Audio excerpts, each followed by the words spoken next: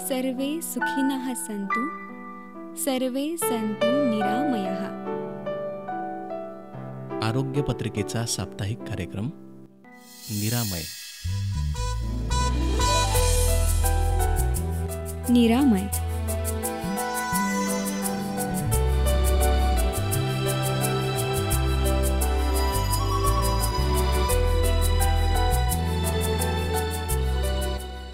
निरामय.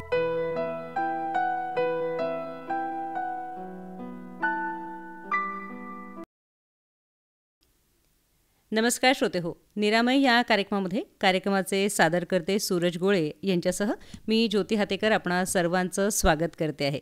आज आपण आपल्या कार्यक्रमामध्ये डॉक्टर नंदकिशोर पाटील जे की योग आणि निसर्गोपचार तज्ज्ञ आहेत त्यांना आमंत्रित केलेलं आहे. नमस्कार सर. नमस्कार मॅम. सर, कार्यक्रमामध्ये मी आपलं स्वागत करते आहे. धन्यवाद.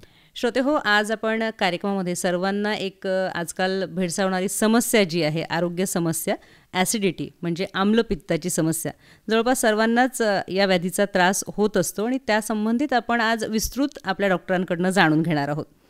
सर, सर्वात सुरुवातीला आपण हेच सांगूया की आम्लपित्त म्हणजे काय आहे, ॲसिडिटी ज्याला सतत वारंवार म्हटलं जातं. बघा, आम्लपित्त म्हणजे जेव्हा पोटात जास्त प्रमाणात ॲसिड म्हणजे आंबट द्रव्य तयार होतात किंवा छातीत किंवा पोटात दुखण्याचं प्रमाण वाढतं किंवा जळजळ होण्याचं प्रमाण वाढतं, अशा वेळेस त्याला ॲसिडिटी, आम्लपित्त असं म्हटलं जातं. लक्षणं आपण काय सांगू डिटेलमध्ये, म्हणजे सगळ्यांच्या लक्षात येईल की लक्षणामध्ये जर तुम्ही पाहिलं तर आंबट पदार्थ, असं आंबट पाणी तोंडात येणे किंवा अपचन होणे, गॅस येणे, ढेकर येणे किंवा उलटी होणे, बऱ्याच प्रमाणात उलट्या होण्याचं प्रमाण असतं आणि छातीत जळजळ होणे, असे बरेच विकार यामध्ये, असे बरेच लक्षणं यामध्ये आपल्याला पाहायला मिळतात. आपण कारणं काय सांगू ह्या आम्लपित्त होण्यामागे? बघा, आम्लपित्त होण्याचे कारणं जर बघितले तर महत्त्वाचं कारण आहे की आपलं जे चुकीचं जे दैनंदिन जीवन आहे हे जर आपण व्यवस्थित चांगलं केलं तर नक्कीच याचा फायदा होईल. पण याचे कारणं आहेत की जसं आहाराच्या चुकीच्या सवयी आहेत, वेळ, जे आहार घेण्याचं आपलं जे वेळ आहेत ते वेगवेगळे चुकीचे वेळ आहेत, जास्त तिखट खाणे, मसालेदार खाणे, तेलकट खाणे, या पद्धतीमुळे सगळं हा प्रॉब्लेम यामध्ये आपल्याला पाहायला मिळतो. जीवनशैलीमध्ये तणाव, अपुरी झोप, बरेच लोक असे म्हणजे रात्री उशिरापर्यंत विद्यार्थी वगैरे कार्य करतात, अभ्यास करतात आणि ते करत असताना मग त्यांचं जे झोप आहे ते कमी होते किंवा सकाळी उशिरापर्यंत झोपतात, अशा पद्धतीचं बरंच हे होतं. आणि जेवणाचा वेळ निश्चित नसतात. बऱ्याच वेळा वेळ जर म्हणजे रोज दुपारी 2 वाजता मी जेवण करत असेल आणि एखाद्या दिवशी मी 4 वाजता जेवण करत असेल तर नक्कीच त्यामध्ये आपल्याला अशा वेळेस आम्लपित्त होण्याचं प्रमाण वाढू शकतं. खरं पाहता सगळेजण आजकाल अगदी लहान मुलांपासून तर अगदी म्हाताऱ्या जीवापर्यंत आपल्याला ॲसिडिटीची ओरड ऐकायला मिळते की मला ॲसिडिटी झाली आहे. बरेचदा हायपर ॲसिडिटी हा पण शब्द ऐकायला मिळतो. तर सोबतीला ते पण सांगूया की हायपर ॲसिडिटी म्हणजे काय? मग हायपर ॲसिडिटी म्हणजे काही असे हे आहेत, म्हणजे खूप जास्त मसालेदार अन्न खाणे किंवा खूप जास्त यामध्ये अशा काही सवयी आहेत की त्या सवयींमुळे हा प्रॉब्लेम होतो. परंतु यामध्ये जर पाहिलं तर म्हणजे याच्या पुढची स्टेप कोलायटिसपर्यंतही जातं आणि अल्सर वगैरे होतं, कोलायटिस होतं, असं म्हणजे खूप पुढची स्टेप वाढतं. त्यामुळे हायपर ॲसिडिटी जर कोणाला असेल तर अशा वेळेस काही असे उपाय आहेत नॅचरोपॅथीमध्ये, ते जर केले तर नक्कीच आपल्याला त्याचा फायदा होईल. योगा आणि नॅचरोपॅथी दोन्ही पद्धतीमध्ये जर उपाय घेतलेत तर आपल्याला हायपर ॲसिडिटीपासून आपण यामधून दूर जाऊ शकतो. निश्चितच आपण ॲसिडिटी म्हणजे काय, लक्षणं, कारणं आणि थोडक्यात हायपर ॲसिडिटी म्हणजे काय हे पण बघितलं. आणि हे जनरल सगळ्यांना आजकाल माहिती आहे की मला जळजळ होते आणि मी चुकीचं काहीतरी खाल्लं आहे किंवा खाण्याचा मोह आवरत नाही आणि जळजळ होते आहे, हे सगळं माहिती आहे. पण मुळात आपल्याला जीवनशैली सुधारायची आहे तर ही ॲसिडिटी जी आहे ही मुळातून आपल्याला काढून टाकणं भाग आहे किंवा तो त्रास होऊ नये. तर याच्यासाठी उपचार जे आहेत तर ते उपचार काय काय असतात? बघा, ॲसिडिटीपासून मुक्तता जर घ्यायची असेल तर सर्वात महत्त्वाचं आहे की आपली दिनचर्या आपण सुधारली पाहिजे, आपले जेवणाचे वेळ बदलले पाहिजे, आपले जे म्हणजे सात्विक अन्न खाल्लं गेलं पाहिजे. तामसिक आणि राजसिक न खाता सात्विक अन्न जर खाल्लं गेलं ना तर नक्कीच त्यातून तुम्हाला तुमच्या आरोग्यामध्ये सुधारणा दिसेल. आणि वेळेचं बंधन आपल्याला पाळावं लागेल. एक 7 ते 8पर्यंत रात्रीचं जेवण झालं पाहिजे. तुम्ही जर 11-12 वाजता जेवणारे मी पाहिलेत, ते म्हणजे खूप उशिरा जर जेवण करत असणार तर सकाळीच तुम्हाला ॲसिडिटीचा त्रास उद्भवतो. अशा वेळेस आपण नॅचरोपॅथीमध्ये बरेच असे उपचार आहेत, ते उपचार घेऊन आपण यातून सगळ्यातून बाहेर निघू शकतो. त्यामध्ये एनिमा येतो, हिप बाथ येतं, स्टीम बाथ येतं, मसाज येतं, त्यानंतर थंड आणि गरम पाण्याच्या पट्ट्या आपल्याकडे असतात, त्या पट्ट्या देऊन आपण तो आजार बरा करतो. मड थेरपीच्या माध्यमातून आपण बरा करतो. आपण क्रोमोथेरपी म्हणजे सूर्यकिरण चिकित्सेचे आपण काही उपचार करूनही तो आजार बरा करतो. म्हणजे सगळ्या पद्धतीचे उपचार देऊन, योगाचे काही आसनं वगैरे देऊन आपण हे सगळे प्रॉब्लेम दूर करतो. म्हणजे ॲसिडिटी म्हटल्यावरती बऱ्याच जणांना माहिती असतं की खूप काहीतरी जळजळ होते आणि तर समजत नाही, किंवा आपण टी व्हीवरती पण भरपूर जाहिराती बघतो. त्यामुळे काहीतरी पेय घेतलं जातं, कुठली पावडर पाण्यात टाकून घेतलं जाते किंवा एखादी गोळी घेतल्या जाते. तर हे असे त्वरित उपचार जे आहेत ते करायला कितपत योग्य आहे ते करणं?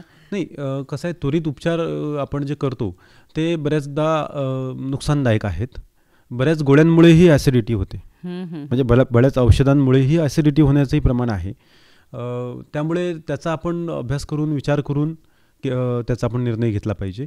आणि आरोग्याविषयी अवेअर प्रत्येकाने असलं पाहिजे. असं नाही की आपण मग कोणी काही देत आहे आणि कोणी काही सांगताय आणि काही करतोय आपण, असं नसलं पाहिजे.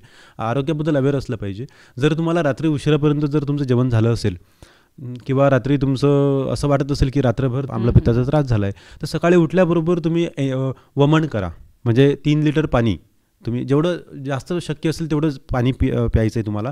ते पाणी असेल कोमट पाणी, कोमट पाणी प्यायचं आहे तुम्हाला, कोमट पाणी. त्यामध्ये मीठ टाकायचं आहे आणि हे पाणी 3 लिटर तुम्हाला प्यायचं आहे. मग 3 लिटर पित असेल, कोणी 2 लिटर पित असेल, कोणी 4 लिटर पित असेल, जेवढं शक्य असेल तेवढं प्या. आणि पिल्यानंतर आपल्या जे समोरचे आपले 4 बोटं आहेत, 4 बोटापैकी 2 बोटं आपल्याला आतल्या जिभेवर, म्हणजे मोठ्या पडजीभ जे म्हणतो आपण, त्याला आपल्याला लावायचे आहेत. आणि थोडंसं आपल्याला वाकायचं आहे कमरेतून. आणि हे असं जर केलं आणि यातून आपल्या पोटामध्ये जे काही घाण असेल, जे काही त्रासदायक असेल, जे काही आम्ल असेल, ते सगळं बाहेर जाण्याचं ते क्रिया असेल, त्याला वमन म्हणतात. आणि हे जर क्रिया आपण केली तर नक्कीच तुम्हाला यामध्ये फायदा दिसेल आम्लपित्तामध्ये. आणि हे घरगुती उपाय आहे, याला खर्च नाही आहे. हो ना, म्हणजे सरळ सरळ तुम्ही तुमचं पोट साफ करण्यासाठी भरपूर सगळं पाणी आतमध्ये टाकताय आणि ते खवळून त्याला बाहेर काढून टाकायचं आहे तुम्हाला वमनच्या माध्यमातून, आणि त्याने निश्चित फायदा होणारा असतो. श्रोते हो, लक्षात घ्या, सरांनी एक खूप महत्त्वाची गोष्ट सांगितली आहे की आपल्या तब्येतीबद्दल आपण जागरूक असलं पाहिजे. सर, आत्ता आपण जेव्हा सांगितलं की आपण सात्विक आहार घेतला पाहिजे, तर मला असं वाटतं आपण थोडं विस्तृत सांगूया की सात्विक म्हणजे ठळक ठळक हे हे हे हे पदार्थ. कारण खूपदा आता आपल्याला सोशल मीडियाच्या याच्यामध्ये लोक बरेचसे रील्स पाहतात, व्हिडिओज पाहतात आणि सतत स्वतःवरती प्रयोग करत राहतात. तर ही अशी जागरूकता जी आहे ही अजिबात कामाची नाही आहे. योग्य नेमकं काय आहे, आपल्याला काय सहन होत आहे हे आपण जाणून घेतलं पाहिजे. आणि त्यासाठीच मला असं वाटतं की ठळक आज सांगण्याची आपल्याला गरज आहे की सात्विक आहार म्हणजे हा या पद्धतीने तुम्ही आहार घ्या. बघा, एक सांगतो तुम्हाला की हुंजा एक परिसर आहे जगामध्ये की त्या ठिकाणी 100च्या वर त्यांचं वय असते हुंजा व्हॅलीमध्ये. तर सांगायचं तात्पर्य की आपलं वय वाढवायचं असेल आणि या व्याधीतून आपल्याला बाहेर निघायचं असेल तर सर्वात महत्त्वाचं आहे की आपली जीवनशैली आपल्याला बदलावं लागेल. आणि आपलं जे सात्विक फूड म्हणजे सात्विक अन्न जर आपण कोणतं घेतोय हे जर म्हणायचं असेल तर आपल्या जेवणामध्ये सकाळी नाश्त्यामध्ये जर आपण पोहे खात असेल त्याऐवजी तुम्ही स्प्राऊट खा. म्हणजे मोड आलेले धान्य तुम्ही खाऊ शकता. म्हणजे पूर्ण धान्य, पूर्ण गोल धान्य, म्हणजे ते कापलेलं नाही, त्याला पॉलिश केलेलं नाही, त्याला त्याचे टर्फलं काढलेलं नाही, ते सगळं तुम्हाला खावं लागेल. पण आपण जेव्हा पॉशकडे जातो तेव्हा आपण त्यातले व्हिटॅमिन काढून खातोय, त्यामध्ये काहीच नाही आहे.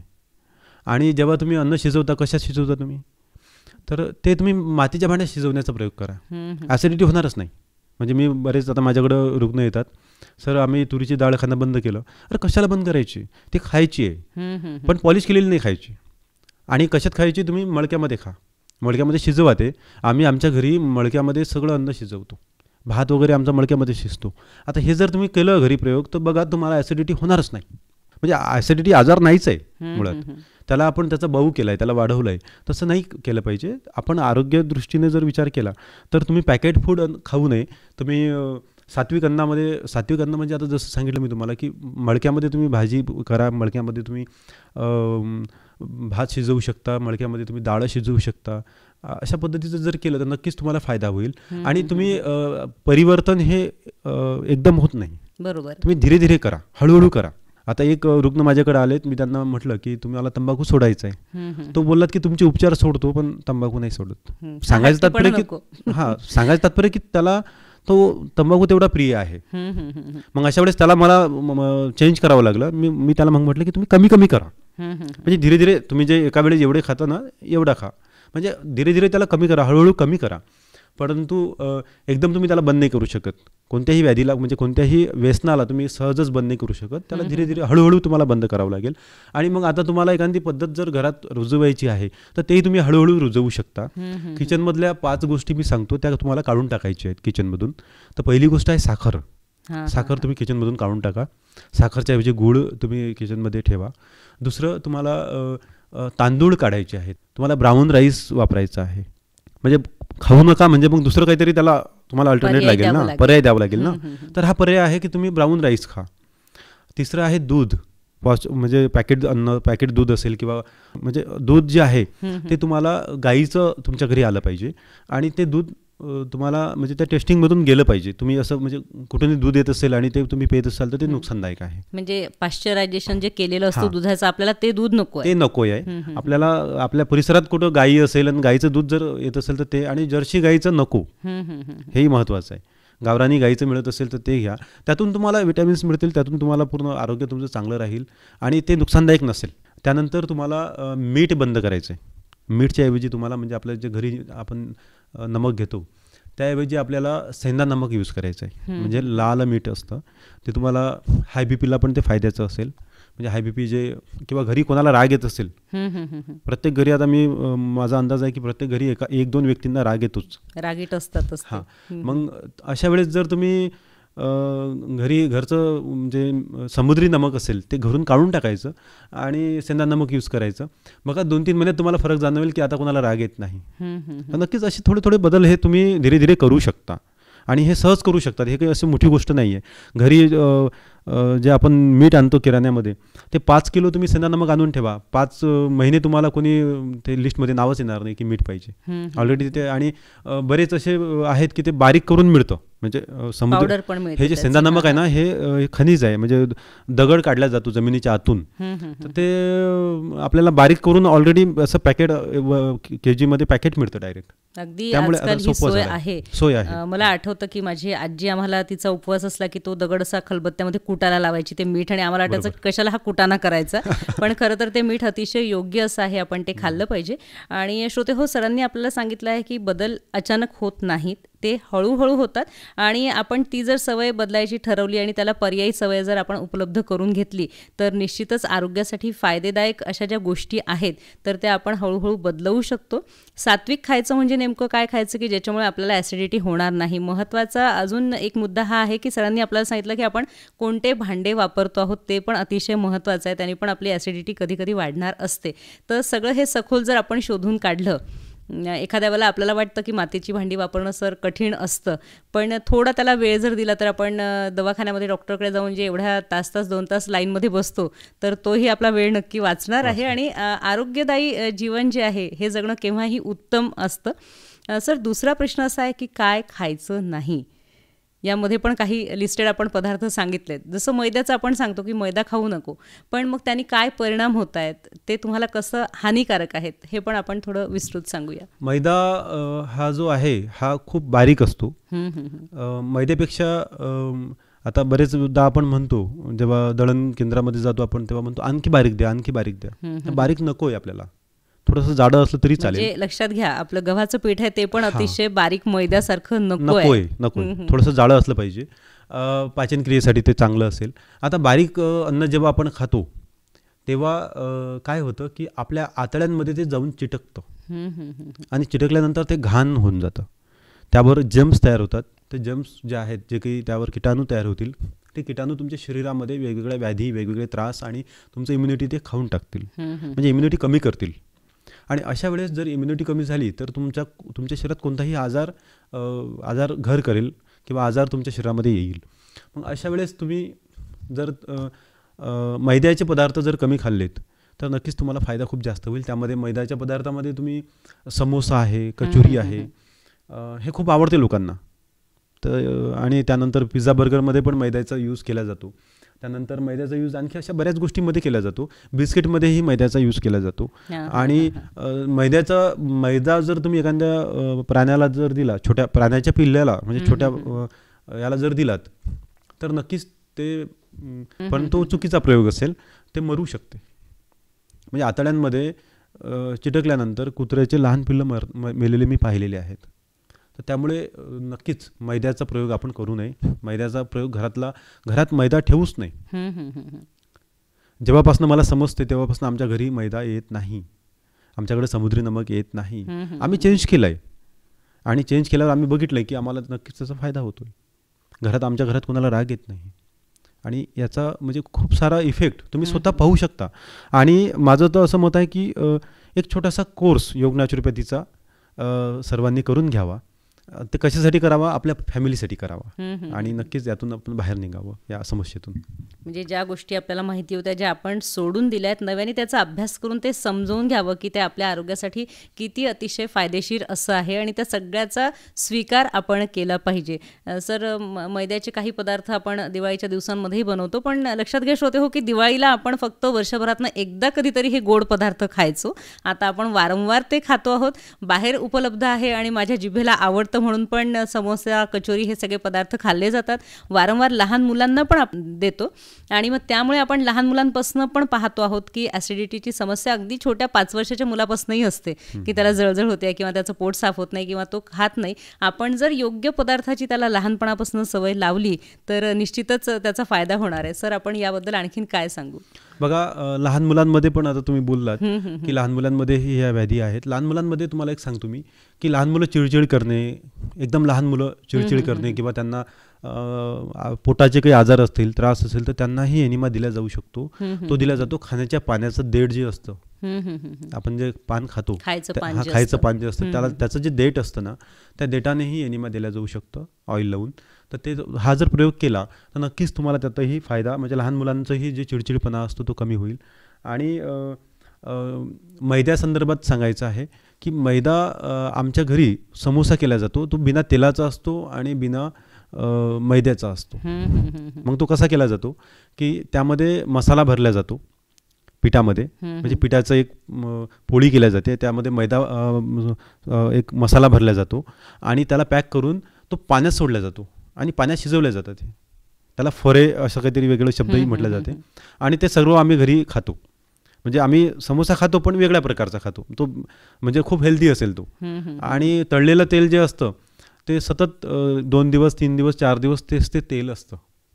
म्हणजे तुम्ही हॉटेलमध्ये जर बघाल तर आजचं तेल आजच्या आज काढलं जात नाही, संपत नाही. त्यातलं जे तेल असते ते उद्याच्याही कढईत जाते, तेच तेल उरलेलं परवाच्या कढईमध्ये जाईल. ते असं फिरत राहतं. ते एकाच दिवशी तेल संपत नाही. ते वर्षानुवर्ष तेल सतत त्या कढईतून या कढईमध्ये, त्या कढईतून त्या कढईमध्ये असं जातं. आणि मग आपण जे खातोय ते खूप जुनं तेलाचं अन्न खातोय, जळलेल्या तेलाचं अन्न खातोय आणि त्यातून आपलं आरोग्य खराब करतोय. तर मॅम, आणखी एक सांगायचं आहे की निसर्गाने प्रत्येक अन्नामध्ये तेल दिलेलं आहे, मीठ दिलेलं आहे, साखर दिलेली आहे. म्हणजे फक्त ऊसामध्येच गोडपणा आहे असं नाही आहे. तुम्ही तुरीच्या शेंगेमध्ये पण गोडपणा आहे, तुम्ही खाऊन बघा, तुम्हाला गोड लागेल. त्यामध्येही साखर आहे आणि त्यामध्ये मीठ आहे, त्यामध्येच तेल आहे. म्हणजे तुम्ही जर बिना तेलाची भाजी जर बनवायचं म्हटलं तर तुमच्या लक्षात येईल की एक भाजी बनवा, त्यात तेल टाकूच नका. जो मसाला भाजायचा तो पाण्यात भाजा आणि त्यात भाजी टाकल्यानंतर जेव्हा तुम्ही बघाल तर शेवटी सर्वात वर तगर आलेला असेल. मग तो आला कुठून? तेल तर टाकलंच नाही आपण. तर तुम्ही बघाल की निसर्गाने सर्व प्रत्येक गोष्टीत हे आधीच सामावून टाकलेलं आहे. आणि कोणताही प्राणी तुम्हाला म्हणणार नाही की माझ्या पोळीवर तेल लावून द्या किंवा मला मीठ पाहिजे थोडंसं, असं कोणताही प्राणी म्हणणार नाही. फक्त मानव प्राणी हा बुद्धिमान प्राणी आहे आणि मग त्याने नवीन नवीन शोध लावलेत आणि नवनवीन त्याने हे सगळं आपल्या चवीसाठी, आपल्या जिभेसाठी ह्या सगळ्या गोष्टी तयार केलेल्या आहेत. पण हे चुकीचं आहे. आपण नैसर्गिक जर जगलो तर नक्कीच आपण खूप जास्त जगू शकतो, हम्म, हम्म, हम्म, हम्म. खूप जास्त आपण जगू शकतो. म्हणजे आपल्याला जुन्या वेळेला किंवा अजून पण आपण म्हणतो की कोणी जर अचानक आठवण काढली आणि समोर आलं तर आपण म्हणतो अरे 100 वर्ष आयुष्य. तर ते 100 वर्ष आयुष्य किंवा आरोग्यदायी आयुष्य जे तुम्हाला मिळणार आहे ते या पद्धतीने जेव्हा तुम्ही निसर्गाने जे दिलेलं आहे तेच जर सेवन करणार असाल. तुम्ही सांगितलं सर की निसर्गतःच फळांमध्ये साखर पण आहे. डायबिटीसवाल्या लोकांना विचारा, त्यांना कळतं की कशा कशामध्ये साखर आहे, की कशा कशाने साखर वाढणारी असते. साखर आहेच, फक्त डोळ्यांनी जी दृश्य साखर दिसते ती मात्र आपल्या सगळ्यांसाठी अतिशय हानिकारक आहे. तर ती आपण निश्चित खाऊ नये. आपण तेलबिया पण आहेत सर, शेंगदाणे, तीळ वगैरे, याच्यामध्ये तेल नैसर्गिक तुम्ही सांगितलं त्या पद्धतीने ते आहेच. फक्त ते समजून घेऊन आणि आपण आपल्या स्वतःसाठी काय सेवन करायचं. सर कार्यक्रमांमधनं मी नेहमी सांगते की मुलांना आपण जे सांगू त्यांना जी सवय लावू ती लागते आणि त्यासाठी तुम्ही ती आधी स्वतः अंगीकारावी लागते. आणि श्रोते हो, आपल्याला सरांनी सांगितलं की एका दिवसात बदल होणारा नाहीये, तो आपल्याला हळूहळू आणि आपल्याला तो असा दृढ निश्चय करून तो बदल करावा लागेल की जो आपल्या आरोग्यासाठी अतिशय आवश्यक असा आहे. सर ॲसिडिटी या विषयाला घेऊन आपण बोलतो आहोत, त्यासाठीच आपण जीवनशैली कशी असावी, आहार कसा असावा हे सगळं सांगतो आहोत. तरीसुद्धा बरेचदा असं होतं की कामाच्या ताणामध्ये असेल किंवा तुमचं जे रोजचं धावपळीचं जीवन आहे त्यामुळे बरेचदा बाहेरचं खावं लागतं आणि वेळा पाळल्या जात नाहीत कधी कधी, आणि अशामुळे पण ॲसिडिटी होते. पण मग या ॲसिडिटीकडे जर दुर्लक्ष केलं तर काय काय गंभीर स्वरूपाचे परिणाम होतील हे आपण सांगूया. बघा, ॲसिडिटीमधून तुम्ही वेगवेगळ्या आजारांपर्यंत जाऊ शकता. त्याला टाळायचं असेल तर मी तुम्हाला सांगितलंच आधी की एनिमा आहे, वमन आहे किंवा शंखप्रश्चलन आहे किंवा असे काही उपाय आहेत जसं माती चिकित्सा आहे. म्हणजे मातीची पट्टी जर पोटावर लावली तर नक्कीच त्यातून आपल्याला या व्याधीतून आपल्याला दूर होता येईल. परंतु जर हे वाढली तर बरेच आजार उद्भवू शकतात. आता म्हणजे त्यातून एक सांगतोय की बऱ्याच व्यक्तींना वाटतं की छातीत जळजळ होत आहे, पण त्यांना माहीतच नसते की आपले ब्लॉकेज आहेत आपल्या हृदयांमध्ये. म्हणजे विषय हृदयविकाराचा असेल आणि हा व्यक्ती करतोय ॲसिडिटीचे उपाय किंवा त्याला असं वाटेल की ॲसिडिटीच आहे, पण नाही, त्याचा ऑलरेडी काहीतरी वेगळा प्रॉब्लेम आहे. तर तेही महत्त्वाचं आहे. म्हणजे आपण स्वतःच निदान लावणं योग्य नाही. आता एखादा पेशंट आमच्याकडे येतो की सर मला ॲसिडिटी आहे, तर त्याला आम्ही बघतो की नाही हा ॲसिडिटीचा खरोखर ॲसिडिटीच आहे की नाही आहे, किंवा दुसरं काही व्याधी घेऊन आपल्यापर्यंत आला आणि ॲसिडिटी, तो म्हणजे रुग्ण काही बोलू शकतो. हे महत्त्वाचं आहे. म्हणून कोणाला जर ॲसिडिटी असं वाटत असेल की आपल्याला ॲसिडिटी आहे तर ते पहिले स्वतः तपासून घ्या की खरोखर ॲसिडिटीच आहे की मला काही हृदयाचा प्रॉब्लेम येत आहे किंवा काही माझे ब्लॉकेजचा प्रॉब्लेम आहे, ब्लॉकेज आहेत. तर हे सगळं आपल्याला पाहणं खूप गरजेचं आहे. आणखीन काय आजार सांगू आपण? पोटाचे काही आजार, कोलायटिस असू शकतो, अल्सर असू शकतो, तर त्यावर पण इलाज आहेत. आपण त्याचं आपण निदान करू शकतो. त्यावर आपण आपल्याकडे जे नॅचरोपॅथीचे उपचार आहेत, योगा आहे, हे सगळं आपण करू शकतो. त्यासाठी उष्ट्रासन आहे किंवा पश्चिमोत्तानासन आहे, असे बरेच आसनं आहेत. आसनं आपण करू शकतो किंवा आपण जसे मातीचे उपचार आहेत, पाण्याचे उपचार आहेत, हे उपचार आपण देऊ शकतो आणि त्यातून त्या व्याधीतून त्याला बाहेर काढू शकतो. एकूणच महत्त्वाचं हे आहे की हे आम्लपित्त जेव्हा तुमच्या शरीरामध्ये वाढतं, आधी तर हे वाढूच देऊ नये, पण वाढतं आहे, तुम्हाला ॲसिडिटी होते असं तुम्हाला वाटतंय तर त्याच्याकडे दुर्लक्ष करू नये. कारण खूपदा असं वाटतं की आज एक दिवस जळजळ झाली आणि थोड्या वेळाने ती आपल्या आप थांबली आणि मग मला दुर्लक्ष करायची सवय होऊन जाते की ॲसिडिटीच आहे आणि ती थोड्या वेळाने थांबेल ना, होईल उपचार त्याच्यावरती, किंवा आज एक दिवसभर मी नाही जेवण केलं तरी ॲसिडिटी माझी व्यवस्थित होते असं वाटतं किंवा शरीराला थोडीफार तशी सवय लावल्या जाते. सरांनी आपल्याला सांगितल्याप्रमाणे श्रोते हो, असं होऊ शकतं की एखादा दुसरा पण हृदयाच्या संबंधित पण आजार असू शकतो आणि ॲसिडिटी समजून त्याच्याकडे दुर्लक्ष होऊ शकतं. स्वतःचं असं निदान केल्यापेक्षा आपण आपल्या तज्ज्ञ डॉक्टरांकडे जाऊन जर भेटलो तर निश्चितच आपल्याला त्या जी कुठली व्याधी आहे ती नेमकी काय आहे ते कळेल आणि त्यावरती काय इलाज करून घ्यायचा हे पण कळेल. सर छोटे छोटे आणखीन आपण असे काय उपाय सांगू शकतो की ज्याच्यामुळे आपण ह्या ॲसिडिटीसारख्या व्याधीला किंवा की त्याला दूर ठेवण्यासाठी आणखीन मदत होईल? बघा, त्यासाठी आपल्याला आपली दिनचर्या आपल्याला दुरुस्त करावं लागेल. तुम्ही व्यायाम प्रकार किंवा तुमचे मुद्रा ज्या आहेत त्याबद्दल सांगणार होतात. बघा, त्यामध्ये आता जर पाहिलं आपण तर अष्टांग योग आहेत, त्यानंतर सप्तचक्र आहेत. 7 चक्रामध्ये मणिपूर चक्र आहे पोटासाठी आणि मणिपूर चक्राचा बीज मंत्र आहे रम रम रम रम. अशा पद्धतीचा जर बीज मंत्र या रुग्णाने जर केला, पोटासंबंधी म्हणजे ॲसिडिटी हा जो प्रॉब्लेम आहे हा पोटासंबंधी आहे आणि पोटासंबंधी मंत्र आहे मणिपूर चक्राचा आणि मणिपूर चक्राचा मंत्र आहे रम. हा जर आपण अविरत जर 20-20 मिनटं जर नियमित केला तर पोटाच्या व्याधी दूर होतील. आणि विज्ञान आहे त्यानंतर आपलं स्पिरिच्युअल म्हणजे धार्मिकता आहे, त्यातून हे सिद्ध झालेलं आहे. जर तुम्ही 7 चक्र आहेत, 7 चक्र जर तुम्ही 7 चक्राचे मंत्र जर म्हटले तर शरीरातल्या सर्व व्याधी दूर होतील. मग त्यातलं मणिपूर चक्र आहे आणि मणिपूर चक्रावर आपण जर काम केलं तर नक्कीच आपल्याला ॲसिडिटीतून आपण बाहेर निघू शकतो. सोबतच आपली दिनचर्येमध्ये जर थोडासा बदल केला, जसं मी सांगितलं की मातीवर आपलं नियमित चालणं झालं पाहिजे, 5 तत्वाला आपण घेऊन चाललं पाहिजे. 5 तत्वाला जर आपण घेऊन चाललो तर नक्कीच तुम्हाला कोणती व्याधी होणार नाही. आपल्या शरीरात पाण्याचं प्रमाण, पाण्याचा संचार जास्त असावा. त्यानंतर फळं आणि पाणीदार पदार्थ जास्त खाल्ले गेले पाहिजे. जसं आपलं नारळ पाणी वगैरे आहे ते जास्त, म्हणजे नियमित तुम्ही साधारणतः आठवड्यातून 2 वेळा तरी नारळ पाणी घ्या, किंवा नियमित होत असेल तर नियमित 1 वेळा नारळ पाणी घ्या. अशा पद्धतीचे जर आपण उपचार केले तर नक्कीच यामध्ये आपल्याला फायदा होईल. निश्चितच श्रोते हो, जेव्हा आपला हात दुखतोय, पाय दुखतोय किंवा आपल्याला काही व्यायाम प्रकार सुचवले जातात तर त्या अवयवासाठी आपण तो व्यायाम करून त्याचा फायदा आपल्याला दिसू शकतो. पण पोटातले जे काही अवयव आहेत तर त्या अवयवांना आपल्याला जेव्हा व्यायाम द्यायचा आहे, नुसतं चालण्याने तुम्ही बघाल तुमचं पोट कमी होत नाही, पण त्या पोटातल्या अवयवांसाठी जेव्हा व्यायाम द्यायचा आहे तेव्हा सरांनी आपल्याला सांगितलं काही मंत्रोच्चारण आहेत की ते वारंवार केल्याने त्या मसल्सला व्यायाम मिळणार आहे आणि त्या दृष्टीतनं ते आपण त्याला व्यायाम देऊन त्याची व्याधी दूर करू शकणार आहोत. सर, घरगुती इलाज जो आहे तर त्याच्यामध्ये आपण बरेचसे तर प्रकार सांगितले आपण काय करायला पाहिजे, पण जाता काय सांगाल की आपण घरच्या घरी काय उपचार करायला पाहिजेत? बघा, एनिमा वगैरे जर घरी घेता आला तर खूप छान होईल. एनिमाद्वारे आपण करू शकतो. त्यानंतर पोटावरचे पॅक आपण घरच्या घरी लावू शकतो.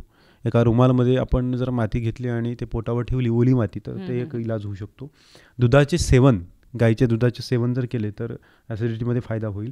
त्यानंतर पालेभाज्या, फळांचं सेवन वगैरे हे जर केलं तर फायदा होईल.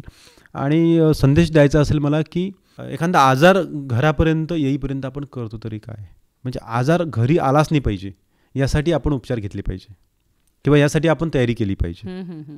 म्हणजे आजार आल्यावर उपाय करण्यापेक्षा आधी जर आपण एकदम ओके राहिलोत तर नक्कीच आपण कोणत्याही आजारापासून दूर राहू शकतो. दूर राहून आपण म्हणजे काही असे उपाय करा की आजारी आपण पडलोच नाही पाहिजे. मग त्यासाठी जुन्या पद्धती ज्या आहेत त्या तुम्ही अवलंबा.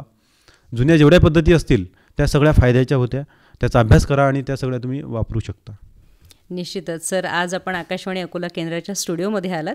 आम्लपित्त म्हणजेच ॲसिडिटी याविषयीची संपूर्ण माहिती श्रोत्यांना दिलीत, त्याची लक्षणं, कारणं सांगितलीत आणि मुख्य म्हणजे काय उपचार आपण घरच्या घरी करू शकतो हे आमच्या श्रोत्यांना सांगितलं आणि त्याचा निश्चितच सर्व श्रोत्यांना फायदा होणार आहे. त्यासाठी सर, आकाशवाणी अकोला केंद्रातर्फे मी आपले आभार मानते आहे. धन्यवाद. धन्यवाद मॅम.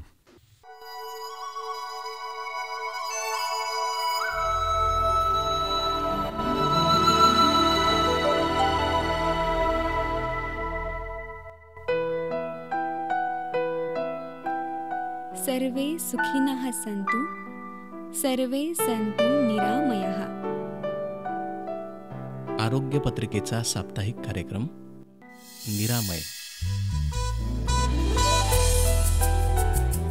निरामय.